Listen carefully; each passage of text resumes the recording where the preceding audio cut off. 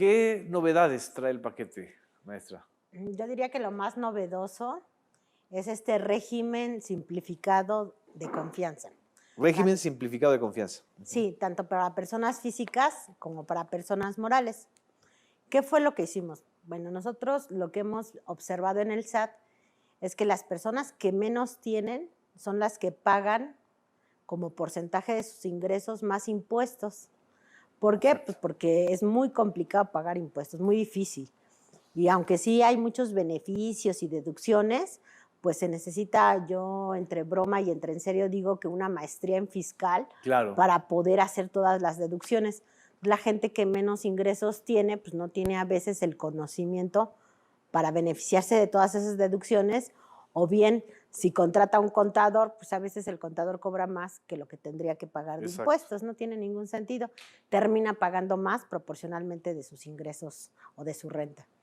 Entonces, lo que nosotros hicimos fue un ejercicio de decir, bueno, si una gente normal con un nivel de ingresos aplicara todas sus deducciones que por ley le corresponden, ¿cuál sería una tasa efectiva que estuviera pagando de impuestos? Y llegamos a que era entre 1% y 2.5%.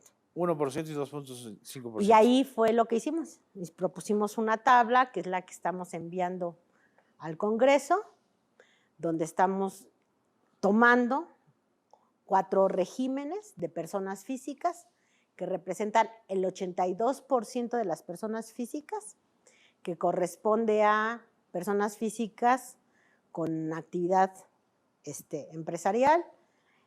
Este régimen absorbe el anterior régimen de incorporación fiscal, también absorbe lo que le llaman los agapes, que son el régimen de agricultura, ganadería y pesquero y silvícola, y el arrendamiento. Esos 4 sectores. Esos 4 sectores. Sueldos y salarios queda completamente aparte. Ok. Eso sí, asalariados, asimilados a salarios, eso queda separado. Aquí nada más quedan 4 regímenes: actividades empresariales, incorporación fiscal, arrendamiento y actividades agrícolas, ganaderas y pesqueras, personas físicas con ingresos anuales menores a 3.5 millones de pesos. ¿Qué sucede con esas personas físicas que tienen, o que va a suceder, que tienen ingresos menores a los 3.5 millones de pesos? Pagan directamente una proporción de sus ingresos que reciben y que perciben al año, un porcentaje que oscila entre el 1% y el 2.5%. ¿Cuánto estaban pagando en términos reales ese sector antes de esta propuesta de simplificación? Si hiciéramos un porcentaje burdo, andaban pagando más o menos yo creo que el 17.5. 17.5. ¿Por qué? Porque hay algunos sectores en algunos niveles de ingresos aquí que abusan mucho de las deducciones. Sí. Incluso tenía un efecto perverso porque motivaban mucho factureras. Así es. Entonces nosotros detectamos incluso algunos sectores que por cada peso de ingreso generaban 20 pesos de gasto, lo cual es completamente irracional, o sea, no tiene ningún sentido. Así es. Y la única manera de explicarlo es una de dos: o están subregistrando el ingreso o hay empresas fantasmas para justificar gasto y obtener devoluciones. Entonces, y eso no se obtenía realmente en el caso de los que ganaban ingresos de 3.5 millones de pesos. Pues no, porque anuales. el gasto era muy superior, entonces nosotros creemos que era un mecanismo más bien de cierto grupo que sí tenía un cierto nivel de conocimiento técnico, un acceso a ciertos contadores, era un abuso de empresas fantasmas y generaban devoluciones indebidas. Entonces, esas devoluciones indebidas lo que hacemos es desmotivamos esa parte de la evasión fiscal o de la defraudación fiscal y mejor premiamos a la gente pues que cumple, ¿no?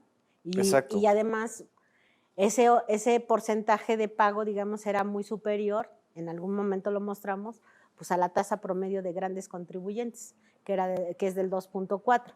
Decimos, no es posible que grandes contribuyentes en promedio pague menos que las personas físicas. Entonces, ¿grandes contribuyentes pagaban 4%?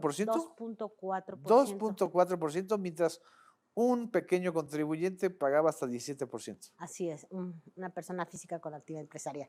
Entonces, con eso nosotros creemos que hacemos una propuesta de tabla de ISR que es más justa, más progresiva y además más sencilla, donde las personas, independientemente de su nivel de ingresos, pues no requieran de un contador y puedan gozar de los mismos beneficios que tenían la gente que antes abusaba de este tipo de Así es. deducciones. Eso sí, una vez que se use en este régimen, no se aplica ni una sola deducción. Ni una sola Ni deducción. una sola deducción. La simplificación va a evitar un mayor pago porcentual de impuestos, pero no implica ninguna deducción. No, no hay deducciones ya. Perfecto. Para evitar cualquier deducción indebida. Es en el caso de las personas físicas. Físicas. ¿Y en el caso de las personas morales? En el caso de las morales no hay cambio de tasa, Sí. se mantiene la tasa, es la misma, y es, por un lado, es una simplificación administrativa, se simplifica la forma de declarar, es una declaración que se llama de acumulación de ingresos, que es muy, muy sencilla, prácticamente toda la declaración viene precargada, Ajá. el contribuyente solo tiene que aportar 6 datos, todo lo demás viene precargado. Además, la gran ventaja es que va a pagar sobre flujo de efectivo, es decir, sobre el ingreso realmente percibido.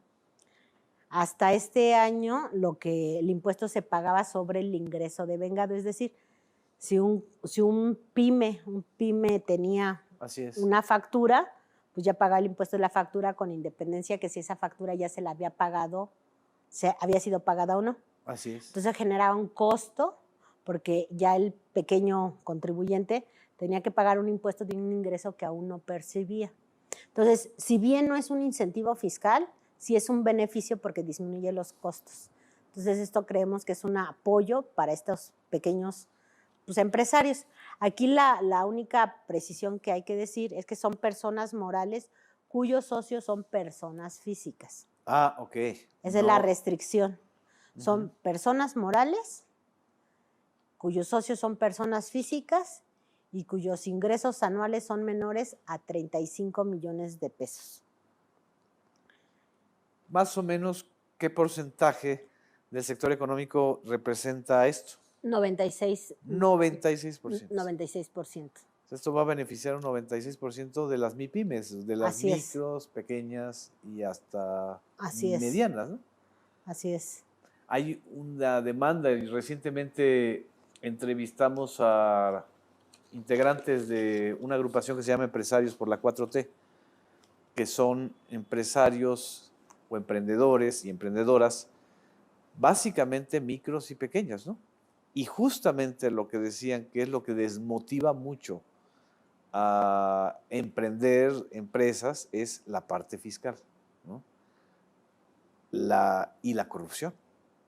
Es decir, la corrupción que todavía sigue existiendo en este circuito donde hay factureras, hay coyotes, hay una serie de fauna y flora silvestre fiscal. ¿Cómo se evita esa corrupción o esa manera de tratar de embaucar a micros y pequeños empresarios? Bueno, lo primerito es tener voluntad, porque para la corrupción siempre hay dos partes, ¿no? Así es. Siempre yo digo que hay un corruptor y un corrompido. Así es. Entonces, no se materializa si no participan las dos partes. Entonces, lo primero, pues, es tener voluntad de no participar. Y con eso ya desaparece el incentivo. Y la otra, pues, nosotros como autoridad tenemos que hacer más fácil, porque cada que algo se complica o se hace difícil en su comprensión o en su gestión, pues eso promueve que haya siempre un mercado secundario, digamos, que promueva la corrupción, ¿no? Entonces es nuestra obligación hacerlo más sencillo.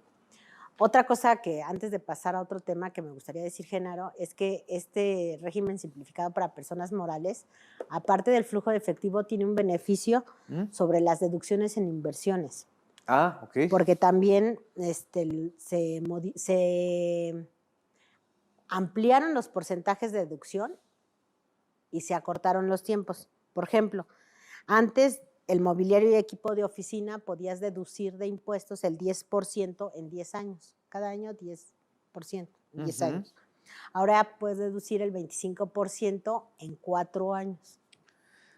Se aumenta, redujo de 25 a 10 y se redujo el número de años. Se aumenta el porcentaje de deducción y se puede deducir más en menos tiempo.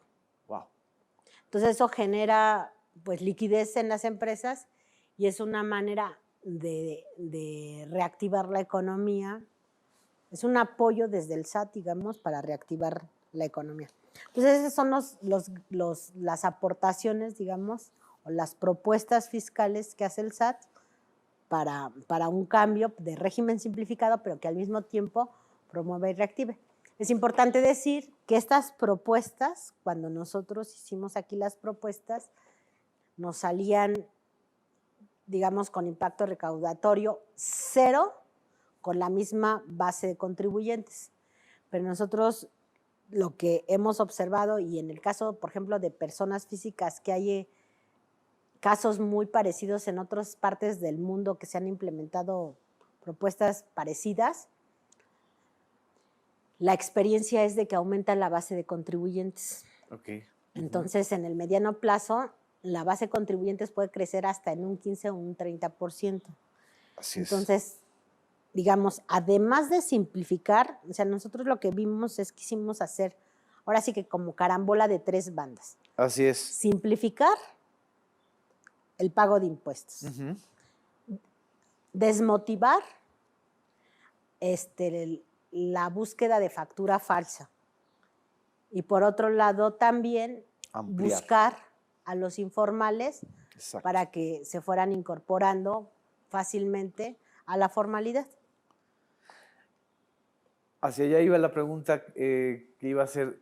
El sector informal de la economía muchas veces lo es justo por este tipo de laberinto pues que sí implica el pago de impuestos, sobre todo para personas físicas con actividad empresarial.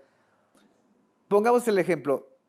Yo rento en 5,000, o esta persona renta en 5,000 pesos el cuarto, por 50 pesos al año o al mes. No, al mes. Al mes, por 50 pesos al mes que le pague de impuestos de esos 5,000 al SAT, él va a tener la certeza de que va a poder firmar un contrato, que eso le va a asegurar frente a cualquier abuso del inquilino, y de que el SAT no lo va a perseguir ni la va a perseguir, ¿no? Así es. Y de que además, si le hace una inversión a ese cuarto, por ejemplo, no sé, construir algo, lo puede deducir. Deducir, ¿verdad? Es decir, si construye una pieza más o algo así. Así es. Y confirma que es para actividades de renta, puede deducir, ¿no? Así es. Puede decidir un porcentaje en varios años. En el caso de alguien que se dedique a...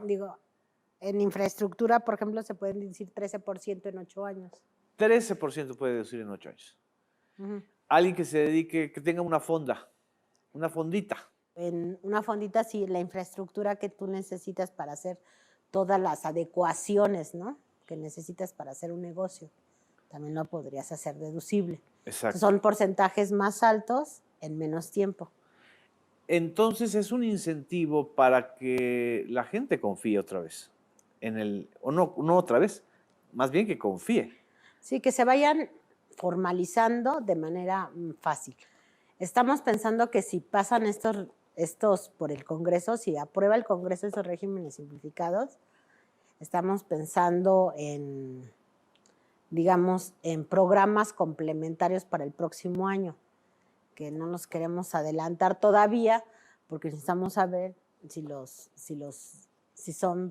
se aprueba o no se aprueba el régimen, ¿no? Exacto. Pero ¿qué perspectivas ve usted, maestra? Pues yo no sé si algún senador o algún diputado se niegue a que la gente pague 2.5 de ISR como máximo en lugar del 30% o 35%. Exacto. O sea, es muy difícil que haya oposición, ¿no? Sí, no hay muchos argumentos. El argumento más fuerte sería, ¿y el SAT de dónde va a sacar el dinero? Pero nosotros lo que estamos viendo en todas las cuentas es que salimos, en el peor de los casos, tablas. O sea, ni se gana ni se pierde. Exacto. En el mejor de los casos ganamos informalidad, sumamos a los informales porque les damos otro tipo de beneficios que se van a complementar con programas que traemos para el siguiente año. Y también estamos trabajando en programas adicionales para informales grandotes, pero esa es otra vía. Otro terreno. Ese es otro terreno.